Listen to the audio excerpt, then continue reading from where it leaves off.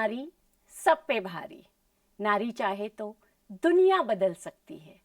मैं आशा अरुणदेकर और आपका स्वागत करती हूँ गोवा के पहले हिंदी राष्ट्रीय चैनल राष्ट्र टीवी पे। हमारा कार्यक्रम है नवरात्रि के 9 रंग, नारी शक्ति के संग। आज 5वां एपिसोड है और आज हम सुनेंगे असली बदलाव की कहानी। और हमारे साथ जुड़ी हैं एक कामयाब उद्योजिका श्रुति तिवारी। नमस्ते श्रुति जी, आपका स्वागत है। नमस्ते, बहुत बहुत धन्यवाद कि आपने हमें इनवाइट किया यहाँ पे। जी, तो श्रुति जी, आप एक बहुत ही सफल उद्योजिका हैं, तो हम आप ये जानना चाहेंगे कि क्या आप बचपन से एक उद्योजिका बनना चाहती थी या फिर आपको कोई प्रेरणा मिली और कोई मार्गदर्शन मिला? ये कब हुआ, किस उम्र में हुआ?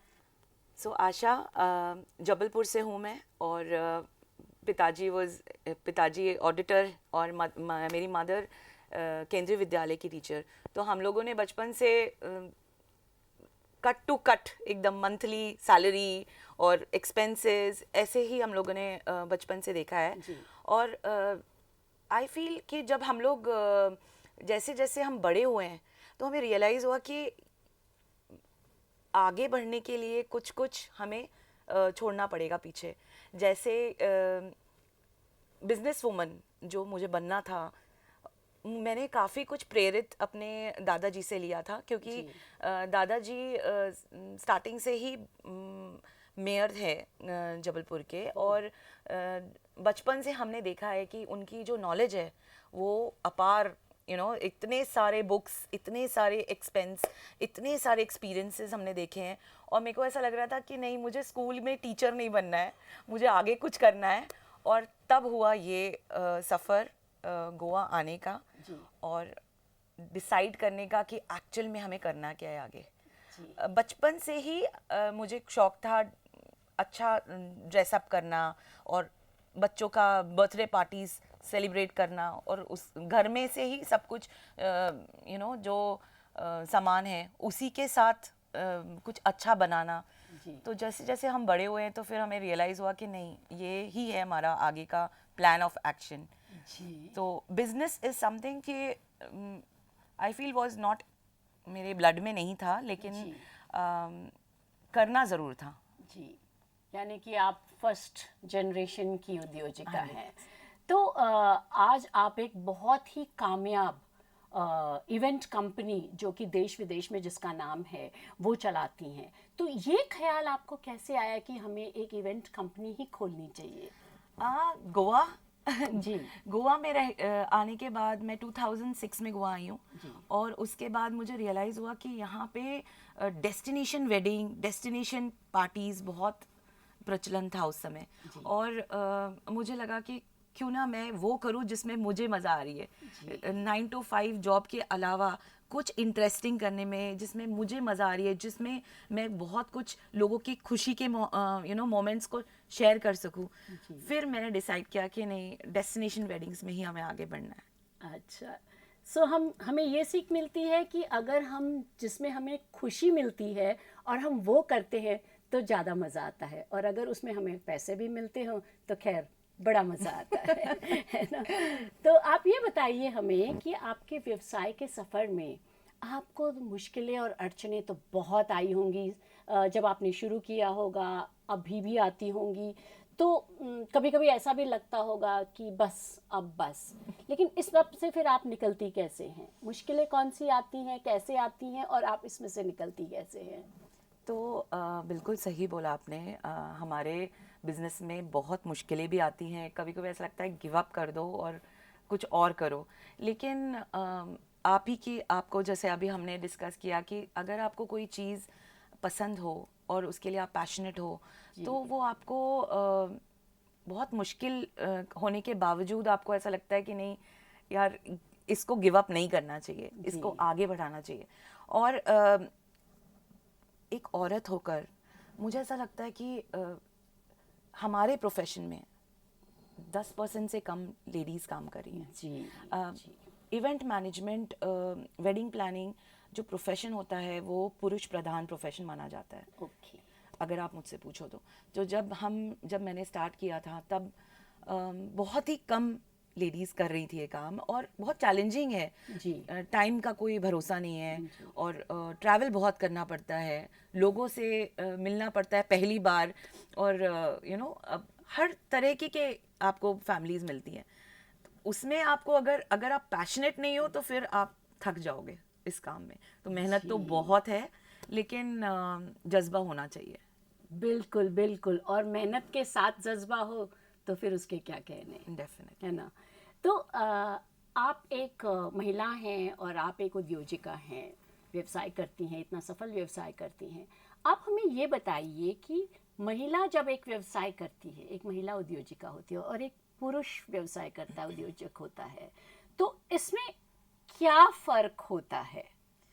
मतलब कैसे इसमें क्या फ़र्क होता है कि एक महिला बिजनेस कर रही है और एक पुरुष बिजनेस कर रहा है? मुझे ऐसा लगता है, ये मेरी खुद की फीलिंग है कि जब एक पुरुष प्रधान, अगर कोई पुरुष है जो पिच कर रहा है कोई चीज़, हमारे वेडिंग्स मान लीजिए, तो वो टारगेट ओरिएंटेड सोचते हैं कि ये करना है, अच्छे से करना है, और ये इसका फल मिलने वाला है। बट जब एक महिला सोचती है तो उसमें इमोशन, एपैथी, थोड़ा ग्रेस, जी वो आता ही है। वो उस तरफ जाकर भी फील करती है कि यार, कि अगर हम ये इवेंट करेंगे तो उसको हम कैसे सुंदर बनाएं, और उसमें क्या हम एक्स्ट्रा लार्जर देन लाइफ काम करें। तो मुझे लगता है कि एक, नो ऑफेंस कि मतलब पुरुष प्रधान है समाज, और हम एक दूसरे के बिना कुछ कर नहीं सकते, लेकिन महिला के होने से आपको एक अलग पर्सनल टच दिखेगा जो एक पुरुष के साथ नहीं दिखता है काम में, एटलीस्ट मुझे ऐसा लगता है। जी।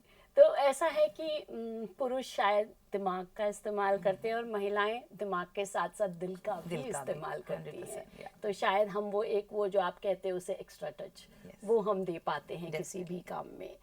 आप ये बताइए कि आप अपनी कंपनी की, आप जो इवेंट्स करते हो वो पूरे देश में करते हो, पूरे भारत देश में करते हो, देश के बाहर विदेशों में करते हो।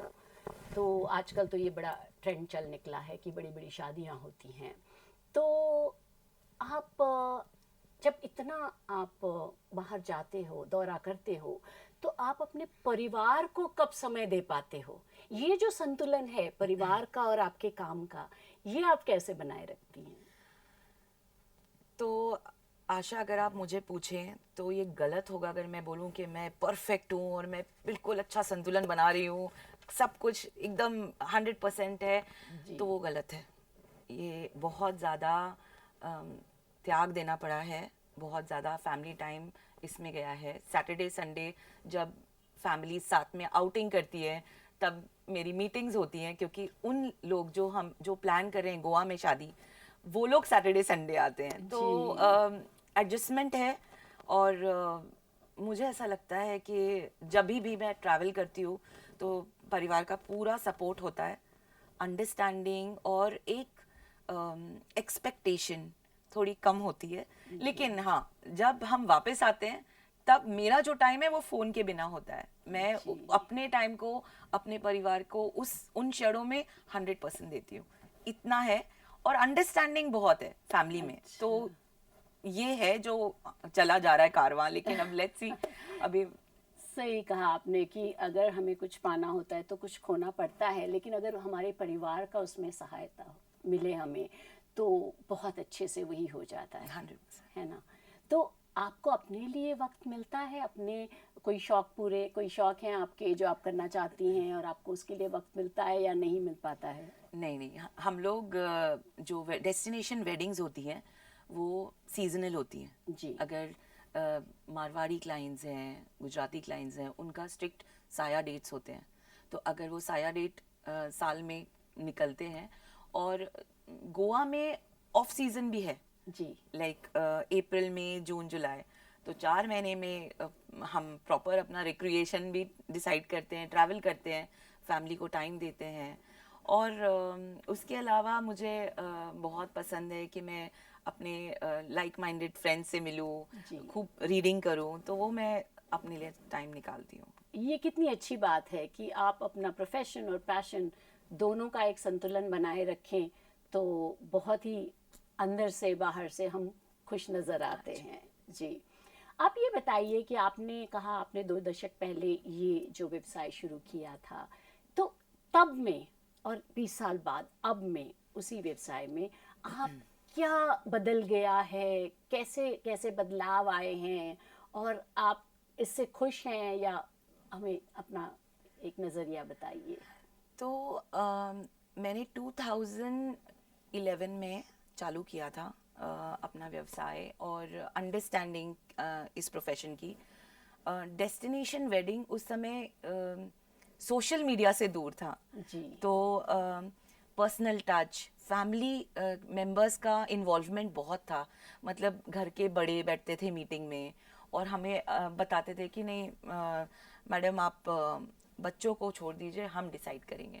तो एक वो जो ट्रेंड है ना, वो अब नहीं दिख रहा है। अब बच्चे खुद पिंटरेस्ट बोर्ड बनाते हैं और उनको लगता है कि उनकी कोई भी वेडिंग वो प्लान कर रहे हैं या डेकोर कर रहे हैं तो वो सोशल मीडिया पे वायरल होनी चाहिए। तो सोशल मीडिया इज एक ये बहुत बड़ा चेंज है जो तब और अब में आ गया है। डिजिटलाइजेशन बहुत हो गया है, जो मुझे लगता है बहुत अच्छा है। ये बहुत अच्छा चेंज है। इसको हम बहुत पॉजिटिव अगर लेंगे तो जैसे हमारे प्रधानमंत्री कह रहे हैं कि हमको डिजिटल वर्ल्ड में जाना है, तो हम एकदम उसी रोड ट्रिप पर हैं। डिजिटलाइजेशन हमें हेल्प कर रहा है। बहुत सारे वक्त ऐसा होता है कि फैमिली मेंबर्स, बच्चे सब मिलकर एक पूरा मूड बोर्ड बनाकर हमको एग्जीक्यूट करने के लिए बोलते हैं। जिसके लिए उनको बार बार आने की ज़रूरत नहीं पड़ती है गोवा।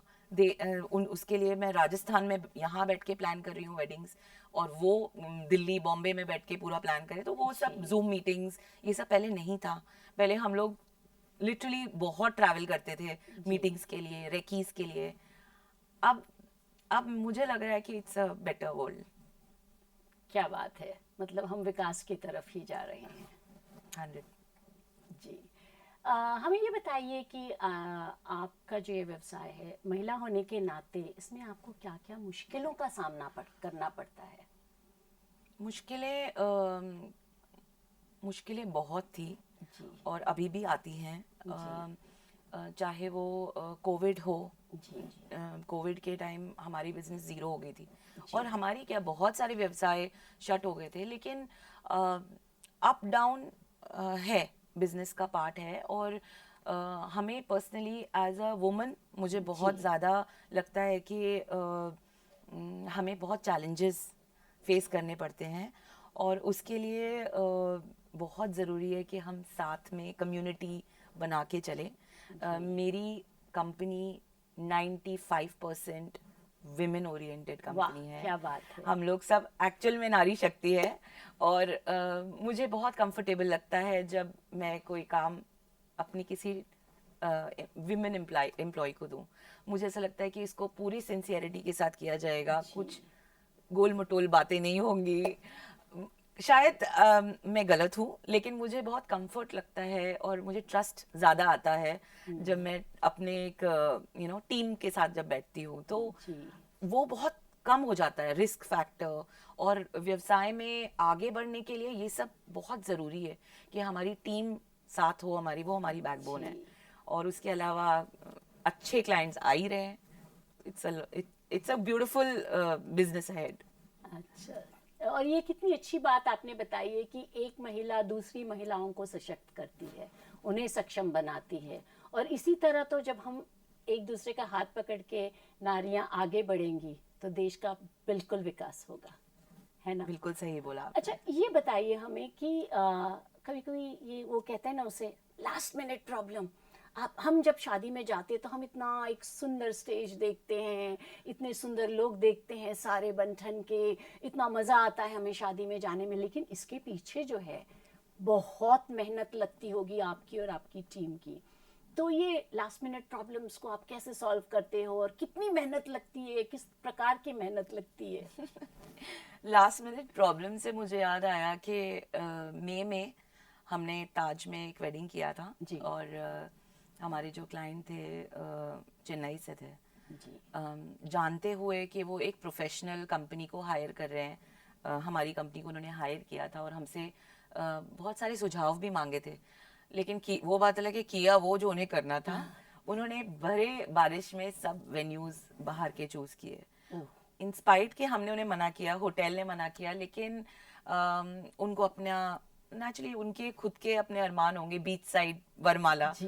बट बारिश के बीच में उन्होंने उस चीज को उसका उन्होंने प्लान नहीं करा और ना हमारी बात सुनी। और ये जो लास्ट मिनट प्रॉब्लम था वो हमारे लिए बहुत बहुत स्ट्रेसफुल था, क्योंकि पता ही नहीं है कहाँ सेटअप होना है, कहाँ जा रहे हैं, सब बिखरा बिखरा। But by the end of the day कि मुझे ऐसा लगता है कि अगर हम प्रॉपर प्लानिंग जो प्रोसेस है वो हमारे लिए सबसे ज़्यादा महत्वपूर्ण है। उसके अलावा डिस्कशन जी। क्लाइंट से, वेंडर से, होटल से, जी। एक क्लियर कम्युनिकेशन, ये जो कम्युनिकेशन गैप होता है उससे बहुत सारी चीज़ें मुश्किल में बढ़ती है। तो ये क्लियर कम्युनिकेशन बहुत ज़रूरी है हमारे प्रोफेशन। ऑनेस्टी, जी। और मुझे लगता है कि ऑनेस्ट, अगर आप अपने काम को लेकर ऑनेस्ट हैं जी।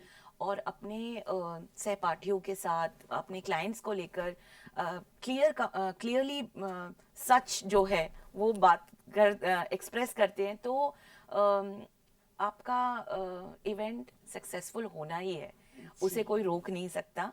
और आप एकदम सही बोले कि इवेंट आखिरी में बहुत सुंदर लगा और उसमें हमने रील्स भी बनाई और वो वायरल भी हुई। सो लेकिन प्लानिंग सबसे ज़्यादा इम्पोर्टेंट थी उस समय, और शायद एक विश्वास भी बहुत ज़रूरी है। जब आपके ऊपर हम आपकी कंपनी पे, आप पे विश्वास करके छोड़ दें कि हमें एंड रिजल्ट यही मिलेगा, ये बहुत ज़रूरी है। विश्वास बहुत ज़रूरी है, क्योंकि वही तो नींव है हमारे काम की। तो आप इतने स्त्रियों के साथ काम करती हैं, जैसा आपने कहा 95% आपके टीम में स्त्रियां हैं, तो कभी ऐसा हुआ, सब तालमेल में रहते हैं, या कभी ऐसा होता है कि कुछ अनबन हो जाती है और स्त्रियों को मनाने में कुछ ज़्यादा समय लगता है? हाँ बिल्कुल, ओपिनियंस सबके अलग होते हैं जी। और कभी कभी अनबन भी होती है, लेकिन जैसे स्त्रियां होती हैं कोमल, एक्सप्रेसिव और एडजस्टमेंट करने वाली, जी। उसका मेरे को पूरा फायदा मिल रहा है, मुझे लगता है मेरी कंपनी में। तो सब साथ में ही पार्टीज करते हैं, सब साथ में इवेंट्स करते हैं, जी। और ओपिनियंस सबके समझ ले अगर, फिर मैं हुई सबको संभालने के लिए। अच्छी बात कही आपने।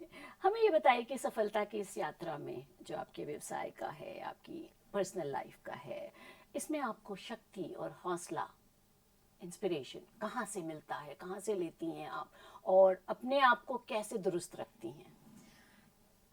इंस्पिरेशन के लिए हर दिन जब मैं सुबह उठती हूँ तो मैं यही सोचती हूँ कि आज एक अच्छा काम करना है और एक इंस्पिरेशन किसी से लेना है। तो चाहे वो मेरे ऑफिस में काम करने वाली मेड ही क्यों ना हो, और चाहे वो एक एंटरप्रेन्योर, आपके जैसी कोई एंटरप्रेन्योर हो, मुझे इंस्पिरेशन एवरी डे, मुझे लगता है कोई हमें हर रोज़ जब हम घर से निकलते हैं इंस्पिरेशन लेनी चाहिए। हर दूसरे दिन आपको एक नया रीज़न मिलेगा आगे बढ़ने के लिए, और womanhood is full of inspiration. मुझे ऐसा लगता है कि नारी शक्ति ही सबको इंस्पायर करती है। बिल्कुल बिल्कुल, नारी शक्ति बहुत ही प्रेरणादायक है और आप उनमें से एक हो। हमें ये बताइए कि अच्छा, अब आप एक मुकाम पे पहुंच चुके हैं, आपकी कंपनी सफल है, तो आप अपने आप को और आगे कहाँ देखती हैं? क्या अभी और सपने हैं जो आपको पूरे करने हैं? सपने तो बहुत सारे हैं, लेकिन मुझे लगता है कि फाइनेंशियल सपने नहीं है। मुझे लगता है अब मुझे स्पिरिचुअल थोड़ा सोचना चाहिए। लाइक अभी हम लोग मेडिटेशन में, इतने सालों से मैंने मेडिटेशन नहीं किया, बट अब मैं मेडिटेशन, एक क्लीन ईटिंग, अब ये हेल्थ कॉन्शियसनेस मेरा स्टार्ट हो गया है। लेकिन उसके अलावा मुझे लगता है कि एक औरत को बहुत ज़रूरी है सपने नहीं देखने बंद करना, मतलब उनको अपना सपना देखना बंद नहीं करना चाहिए, और उनको आगे बढ़ने के लिए यही सपने काम आएंगे। आप दृढ़ निश्चय करो और आप सोचो कि हम यही करना है हमें आगे, आपके टारगेट्स आपको आगे बढ़ाएंगे। तो ड्रीम तो मैं बंद नहीं करूँगी चाहे कितने भी एक्सपीरियंस हो जाए, लेकिन आई फील कि बहुत ज़रूरी है आगे बढ़ने के लिए सपने देखना। जी, सही कहा आपने बिल्कुल। और हम जो महिलाएं होती हैं, हमें खुद की देखभाल करना बहुत ज़रूरी है। हम अंदर से खुश रह सकते हैं, खुद की देखभाल कर सकते हैं, खुद को महत्वपूर्ण समझते हैं अगर, तो ही हम दूसरों को खुशी कर पाएंगे। बिल्कुल सही। अच्छा, ये बताइए श्रुति जी, हमारे दर्शक में से बहुत सारी ऐसी महिलाएं होंगी जिन्हें व्यवसाय करना होगा। आपने इतनी कम उम्र में व्यवसाय शुरू किया था, तो आप उनके लिए क्या संदेश देना चाहेंगी? मेरा ये संदेश है कि सपने देखना नहीं छोड़ो। आपको जिस काम में आपको लगता है कि आप अच्छा करोगे, जो आपकी गट है, उसको फॉलो करो। मुझे नहीं लगता है कि अब हम वो टाइम है इस समय कि हम इंजीनियरिंग कर रहे हैं जब हमारा दिल पेंटर बनने का है। अभी अभी हमारा समय भी बदल गया है, परिवार बदल गए, जॉइंट फैमिली से न्यूक्लियर फैमिली हो गए। हम एज अ पेरेंट, मैं मदर हूँ और आप भी मदर हैं, हम एज अ पेरेंट हम लोग बहुत मॉडर्न के अलावा हम लोग थॉटफुल हो गए बहुत। और मुझे लग रहा है कि जो हमारे आने वाले बच्चों को, जिनको बिजनेस करना है, जो लेडीज को करना है, महिलाओं को जो जिसमें उनका मन करे उन्हें वही फॉलो करना चाहिए। उन्हें नहीं भटकना चाहिए कि किसी और को देखकर प्रेरित होकर कि चलो ये छोड़ के अब हम वो करते हैं। लेकिन मुझे लगता है जो उनको सच सही लगे उस दिशा में ही आगे बढ़ना चाहिए। अगर आपको लग रहा है कि आप एक अच्छी बिजनेस वुमन बन सकते हो, तो ऑनेस्टी और इंटीग्रिटी, जी, ये दो चीज़ें बहुत ज़रूरी हैं। बिल्कुल बिल्कुल सही कहा आपने। तो किसी ने सही कहा है, नारी शक्ति हर चुनौती को अवसर में बदल सकती है। श्रुति जी, आप हमारे स्टूडियो में आए, इसके लिए तहे दिल से आपका बहुत बहुत धन्यवाद। धन्यवाद। अगले एपिसोड में हम फिर मिलेंगे, एक नई कहानी, एक नई ऊर्जा लेकर। मैं आशा अरुंदेकर और आप देख रहे हैं गोवा का पहला हिंदी चैनल, राष्ट्र टीवी।